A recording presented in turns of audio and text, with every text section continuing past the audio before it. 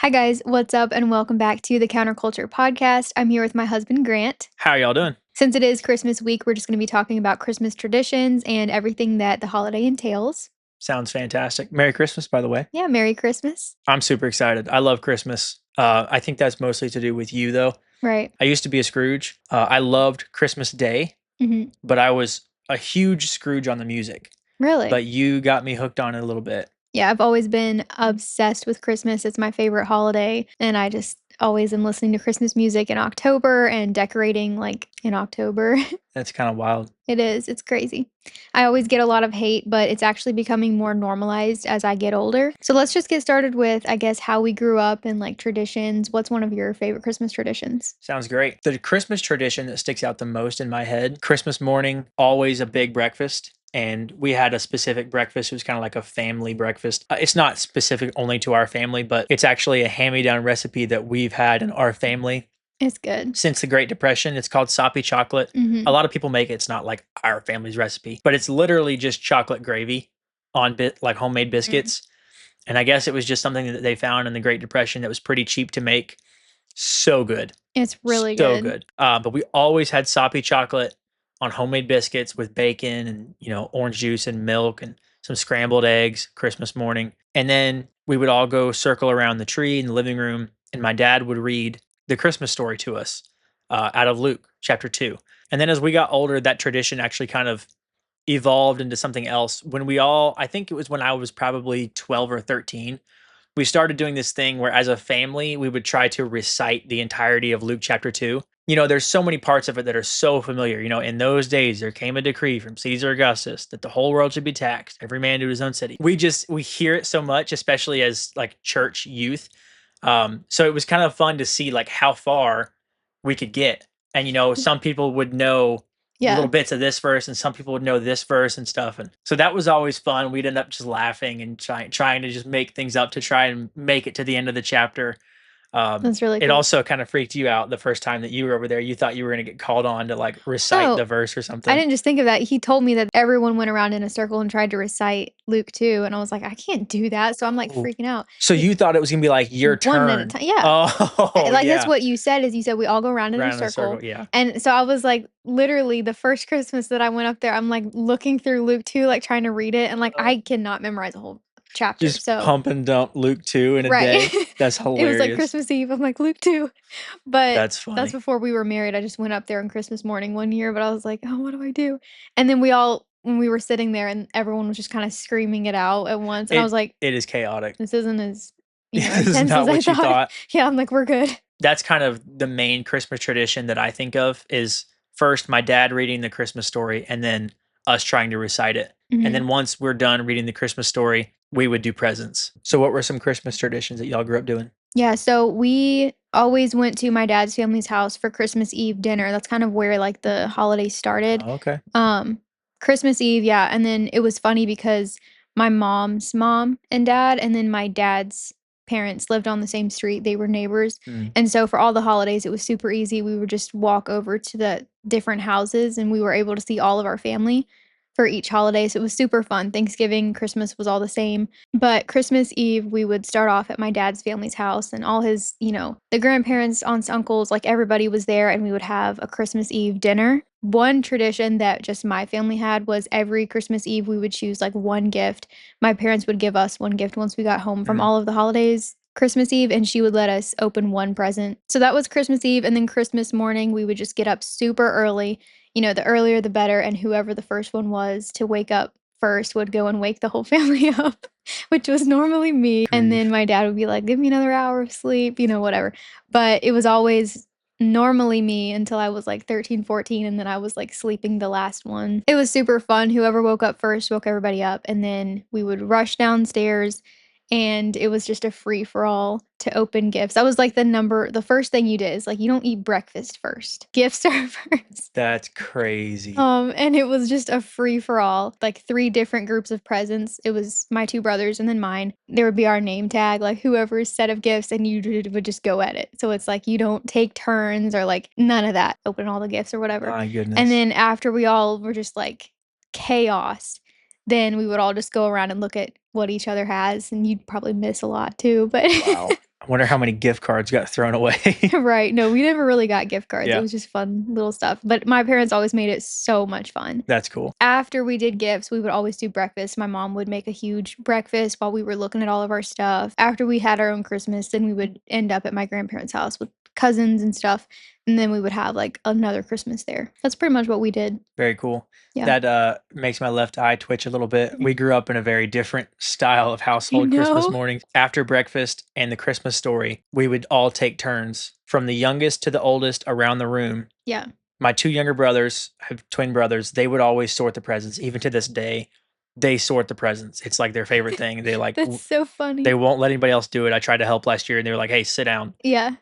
They're 23, they're like telling Right. me to sit down, but they always sort the presents. And so you have this whole stack of presents beside you, and everybody else does the same. And then you just go around, and the youngest to the Mhm. oldest. So my younger brother, his twin, who's 1 minute older than him, and then me, my older brother, my older sisters, then my parents, and then back to my younger brother, one present at a time. And And so even with the kids now, it's the well, kids yeah, too. with the in-laws now Yep. and the kids now. I loved it when I was younger because one thing that I found is, like, anticipation is, like, half the joy. Mhm. So, when you have to wait just that little extra length of time Mhm. between each present, it's just like, oh, you just could, like, explode. You just wanna see what's inside it so bad. Which I And never had that. and so, I mean, it just made it last, and also probably made us feel like we had so many more gifts, which we Yeah. always had amazing Christmases. We were really blessed. It's actually funny because the year we got married and the first Christmas that I spent with your family, my mom found out that y'all did that, like, the going around in a Mhm. circle, and she's like, "That's it, we're doing that, I love That's that idea." true. So now my family does that Mhm. because of you, Yeah. which is actually fun, especially when it's, like, a smaller group, it doesn't take as long, Mhm. it's really enjoyable, and you can just Yeah. actually see what everyone has. But, yeah, it's fun now because now when he's at our house doing Christmas and, my Mhm. mom's like, "Let's go around in a circle," and everybody sees what everybody got. And also, as you get older, there's obviously fewer presents. When you're a kid and you get like 30 presents because Mhm. they're all little trinkets and things, it's just easier to just have a free for all. But as you get older and there's fewer presents, everything's more expensive. It's fun to really see what everybody got. So Yeah. I enjoy it. That's cool. I'm curious, we need to talk about Santa, the elephant in the room. Ooh, And I'm Santa sure, Claus. yeah, we get a lot of comments or just people asking, like, are you going to do Santa around the holiday season? We don't have kids yet, but we get a lot of questions about Mm, that. I've always felt like I don't think there's anything wrong with Santa Claus. He's, it's a nice fictional character, I guess, mhm, and bringing joy to kids and delivering presents. And the whole idea is very nice. I don't think I would ever do Santa Claus for my kids, only because I will never lie to my kids. And I do think that that's wrong to do, like, to kind of make this character up and teach them about it and just yeah, willingly lie to them each year and tell them, like, if you're not good, he's gonna bring you coal and you need to be good, and making them think that he really does fly in the sky with reindeer and, is not true, and that's very difficult for me to look at my kid and just lie to them. So, I don't think that I will ever do Santa Claus, or the Easter Bunny or the Tooth Fairy or mm, anything like that just because it's lying to them, and it's a dangerous thing, you yeah. know? Yeah, I totally agree. We didn't do Santa Claus growing up. Like, I knew that that was a thing that people did, but Mhm. we never did that. Especially when you look at examples of, like, when people found out, everybody's got this sob story of Yeah. the day they found out that Santa Claus wasn't real. Yeah. And they're 8 years old, maybe they're 6, maybe they're Mhm. 10, and their entire life has been a lie. Like, Mhm. oh, they're being good all year for Santa Claus, like Mhm. you said. And then you find out that he's not real, and it's like, oh, my whole life has been a lie. Mhm. So I just don't think it ends well, and it is definitely a lie. While it's not a huge deal and it's not bad, I just will never do that to my kids. Yeah. I just think that when you're gonna make up a character, if we're gonna be teaching them about Jesus and Jesus, Mm, this whole story, and then, you can't physically see Jesus in this realm, and then you're gonna do another thing with a fictional character like Santa Claus, mm, and then you're gonna expect this 4 or 5-year-old child to decipher between the 2, like, well, Jesus is real, and I'm teaching him that Jesus came down and died for our sins and, all of these things and he is true. mhm, But then you're also going to make something up about Santa, and then you're going to say, well, and then whenever they are old enough to understand, like, Santa's not real, we kind of just made that up to bring Christmas cheer or whatever the point is. But Jesus is real. That story is. And then I just think it's confusing for a kid and it's not Mhm. necessary and there's no benefit. A lot of people will argue, well, I just want to keep the Christmas, spirit alive, but it's not true. Yeah. The real reason for Christmas is Jesus. That's the day that Christians celebrate when Jesus came down and was born in a manger. And I think if you are going to add anything else to that, it's just diminishing, what Jesus did Yeah. and who he is. And so I don't really want to add anything, especially something that's not real to the holiday, to Yeah. Christmas. Yep. Totally So, agree. and I think it's a bigger deal. I don't want to sit here and say like, well, it's not that big of a deal. Like, lying to your kids is a big deal in any sense. I think it's just a lighter subject because it's Santa and he's a nice, fictional character and it's Mm. a good thing. It's not like people are trying to promote this horrible, wicked character. He's nice and happy and a lot of parents Right. take their kids to go take pictures with Santa, Mhm. at the holidays and that's why people don't think it's as big of a deal. But I do think, I mean lying it's in the 10 commandments. You're not supposed to lie. And so I don't think it's ever right, especially to teach your kids, because then it's gonna confuse them. What else have my parents lied about if they just Right. made up Santa? Especially kids don't just believe it for 1 or 2 years. I mean, it's typically something that they participate in for 5 to 8 years until you're sometimes 10 years old. That's your entire life.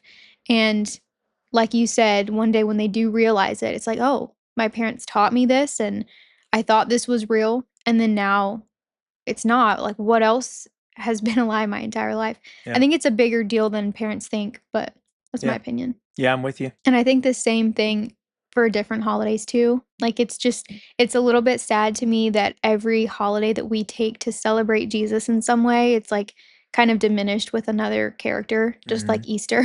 We have the Easter bunny and Right. making it about candy and the Easter basket and things, which also is not bad. I just think it's comical in a way Mhm. that the world has done that. We Right. have Santa Claus to almost take away from Jesus's birth, the Easter bunny to take away from Jesus's resurrection, things like that. Yeah. I know Santa Claus was like a real person at one point. Saint Nick, Saint Mhm. Nicholas, maybe Christopher Kringle, people call him sometimes. I don't know which one was his real name. Yeah. I think he can be a valuable lesson, like teaching your kids the value of giving gifts, because I think that's what he was known for, is like just giving gifts around Christmas a lot. I just think it gets to be unnecessary, maybe dangerous, but definitely unnecessary. When you start telling them that he's still around giving gifts to kids all year and somehow he gets around the entire globe in a night with flying reindeer, just definitely unnecessary. Mhm. Um, but if you can use his story to instill the value of giving gifts to your kids and make the season more about giving than Mhm. receiving, I think that's really valuable. I think a lot of people take an issue with Christians celebrating Christmas with Santa Claus and gifts and Christmas trees and stuff Yeah. because especially American Christians tend to make it very commercialized, all about Yeah. the gifts and all about their traditions. And all of those things can take away from Jesus if you let them. Right. Not just Santa Claus. Doesn't have to be a fictional character to take away from Jesus. Yeah. If your kid has never heard Luke 2 read to him, but he's just so obsessed with the lists that he's making all year for the gifts that he's going to get as long as he's good, that I think that's missing the point. I don't think it has to be a fictional character to take away from Jesus. Mhm. I just think people need to really maximize their efforts in putting the reason for the season on Jesus, Yeah. because he was the gift, the original gift to all mankind, Yeah. born in a manger. Yeah, and like you said, Kris Kringle was a real person that gives gift. I've never heard anyone just tell their kids that story Right. just to instill like the gift giving. It's always Santa Claus living at the North Pole and with his reindeer and flying like, in his sleigh and delivering coal to the naughty kids, Mhm. the naughty and nice list. It's all of the made up things that I have a problem with. Kris Kringle was a real person and gave gifts around that holiday. There's nothing wrong with that, but a lot of times it's not just telling your kids about the gift giving. It's more of just the fictional made up things. Right. And I don't think it's also necessary to even bring any of that in the picture when we know why we as Christians celebrate Christmas. You Mhm. don't need to bring in anybody else because Jesus is the reason for the season. He is the gift that was given to us. Yeah. And I just don't know why parents they want to incorporate a fictional character in the mix with that because it's Mhm. such a big deal. I really don't wanna ever teach my kids that there's something else, especially when it's made up. Right. I won't willingly lie to them for that. But yeah, what do you think about, like, gifts and presents, around the Christmas season? Like Yeah, I'm glad you asked. I was kind of hoping to get into that. yeah. A lot of people, I kind of went into this already, but a lot of people think that especially American Christians can just get lost. Mhm. And I agree. I think a lot of families do For sure. just make it all about the gifts. And I think there's nothing wrong with gift giving, especially to your kids. You know, giving them something to look forward to, Mhm. tying Jesus' birth with something simple enough for a child to look forward to all year. Mhm. It's a really, really important pattern to make in their brain, you know, Jesus' birth. As long as you teach them that Jesus is the true gift, everything that you get on this earth is temporary. Everything physical is fleeting. It's like the chaff that's blown away by the wind. You know, moth and rust corrupts. So if you can teach them that Jesus was the true gift, then eventually they're looking forward to Christmas so that they can celebrate it for the right reasons. Mhm. And I think giving gifts is an awesome tradition, just even outside of that, being generous. The Bible talks a lot about being generous. Mhm. I think the reason we give gifts around Christmas is A, because Jesus was the gift. And so we represent that by giving other people gifts. Mhm. And B, the wise men were recorded as giving amazing gifts to Mary and Joseph, this practically homeless couple who just had their first child literally in a barnyard, put their child in a manger. You know, a manger, literally a manger is what you put hay in to feed your livestock. So this is not like some cute little manger. I didn't even know what the word manger meant when I was younger. I just heard it in my church all the time. It's like, oh, that's where you put babies. Well, then I found out later, and I think this is an important clarification. A manger is where you put your feed for your livestock. So this is a very lowly beginning for this Christ incarnate, this king of the universe born in human Mhm. form. But the wise men were recorded as giving amazing gifts to this practically homeless couple, Right. bringing them gold, frankincense, myrrh, precious metals, lots of monetary value that was given to Jesus on the day of his birth by the wise men. The point is, though, there were really good gifts given to Jesus on the day of his birth or within the year of his birth, whenever you believe the wise men got there. And I think it's a really cool tradition to continue giving good gifts, meaningful gifts to those around you Mhm. and your kids, as long as you're not making gifts the primary focus. Right. Yeah, I definitely agree. And it wasn't about like that time of year. Like we had such a solid foundation in Christianity and Jesus, and we celebrated him every day of the Yeah. year. So when Christmas came around, we did know that that day was specifically for, the day that Jesus we take that as when he came down and was born in a manger, and we knew about that. We were celebrating him the entire season of Christmas.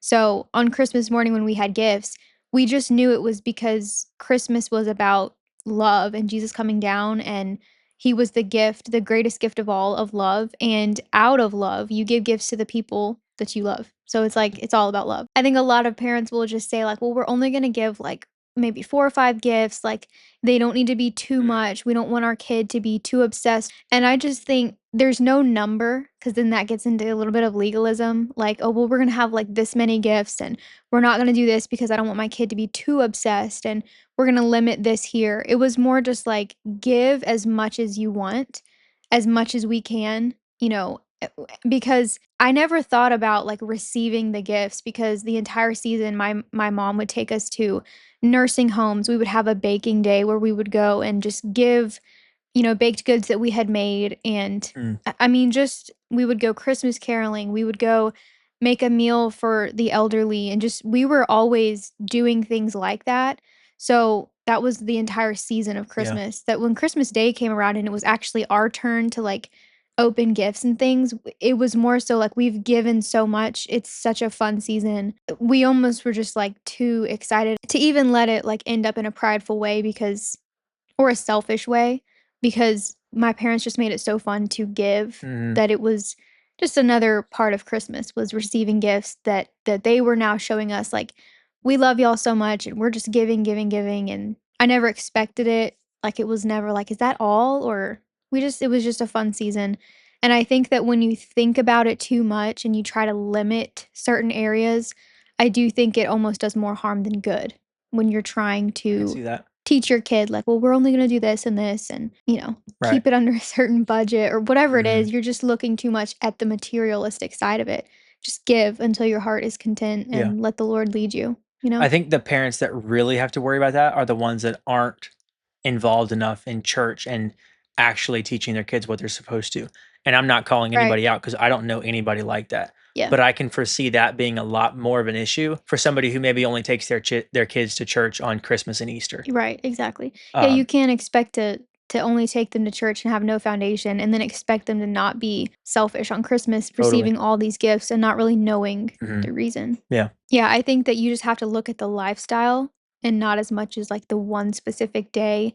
Because if you shower a kid with gifts one specific day and then the rest of the year they don't really have that foundation of giving, Mm. they are going to be selfish. Yeah. What are some Christmas traditions you think that we'll do with our family? That's a good question. I really haven't thought about that yet. But I love how your family they read Luke 2 around, in a Mhm. circle and all that kind of stuff. I think that's really cool Yeah. and it keeps the center on Jesus. I love that. Mhm. Um but I also love making Christmas Eve like a whole day in itself too. Mm. Like Yeah, those we 2 never days. did Christmas Eve. Yeah, and I'm learning that that was different for my family because you didn't really, but Mhm. I loved having like the Christmas Eve dinner and like family and that whole thing. So I'd love to do something with that.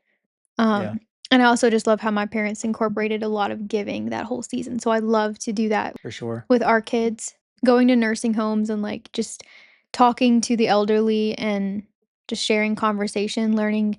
I think it was really good for me, like, as it's good for kids to learn how to have conversations with adults. Yeah. So, especially around the holidays, if you can, like, bake them cookies or, like, work some crafts with them and just spend time.